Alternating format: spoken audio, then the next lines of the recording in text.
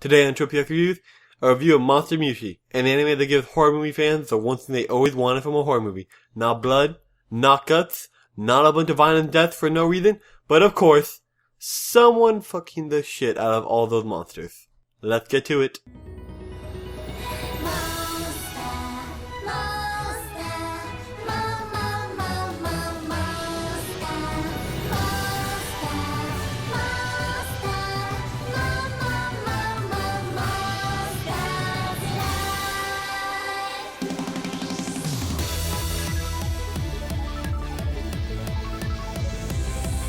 Every anime season, there's always two types of show that everyone is talking about.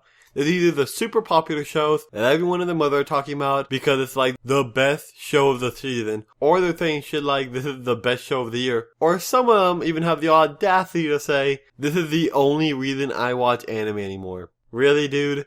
This is the only reason you watch anime? Whatever. Or they're the show that everyone's talking about for a completely different reason, which is, of course, to see which one had the most big titties or completely not safe for work sex scenes this season. Thankfully, or unfortunately, depending on how you look at it, this season, those two types of shows happen to meet right in the middle to make this show, Monster Musume. The show starts off with telling you that monsters are real and the government has been hiding them from you your whole life. Until 3 years ago, when everybody learned that creatures like harpies, centaurs, and catgirls, and all other manners of fairy tale or monster creatures from movies were actually not fiction but all real flesh and blood.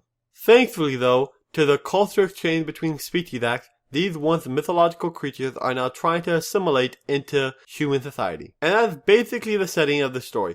Then that is when we meet our main character, a human named Kimito Clusu, who was mistaken to be one of the volunteers for the government exchange program to house one of these mythological creatures from another world. Then his world turned upside down when he met Mia, a labium, which is a snake-like creature, who came to live with him as a part of the culture exchange program. And now it's Kimito's job not just to take care of her, but also to teach her how to integrate successfully into human society. Unfortunately for Kimito though, Mia is undeniably sexy as hell, and the law against interspecies breeding is very strict. This is the basic plot of the show. They tell you this all in the first episode, and honestly it doesn't really get any deeper than this throughout the entire series. Obviously, there are other characters that get added on along the way, and each one of these characters are even crazier and more unique than the last. For example, the first girl you meet is Mia, a labia, which is a snake woman. There's also Papi, a ditzy harpy that acts and looks just like a child. Also, P.S. I'm just going to warn you right off the bat right now, you have already heard the best Japanese I can possibly do. The rest of these names, I might screw up. I'm sorry in advance.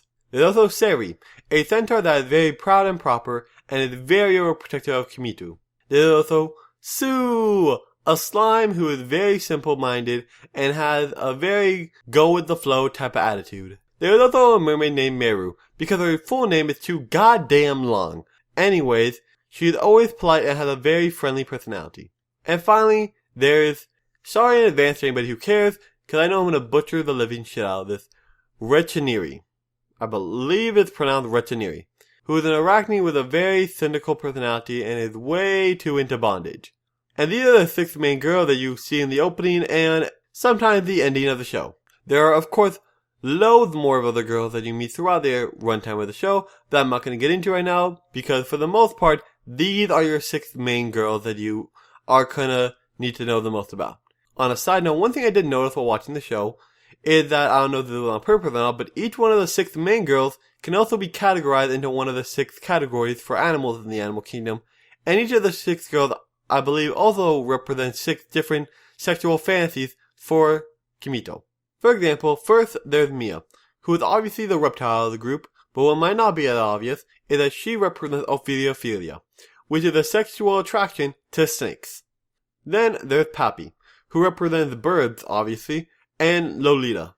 Then there's Cecilia, who is obviously mammals and represents authority figure for sexual fantasy. Then there's Sue, who represents amphibians, and Wedlook, which is porn done in bodies of water. After that there's Miru, who represents fish, and cuddle porn, which is porn that is supposed to depict either adultery or just the cheating of a spouse in any relationship. And lastly, there's Ochiro, and yes, I know I butchered her name again, I'm sorry, I don't know how to pronounce that one name, who represents obviously insects and, like I said before, bondage. And the animation is average at best for the majority of the show, except for certain parts of the show, where they decide to change the animation style completely just to prove a point, or since the show is apparently more of an ecchi show than a comedy, it will make it appear as though the budget went through the goddamn roof whenever they are zooming into any sort of titty situation or basically any sexual shit. And while we're on the topic, seriously, why the fuck is a horse chick boobs literally flying everywhere whenever she does literally any sort of movement?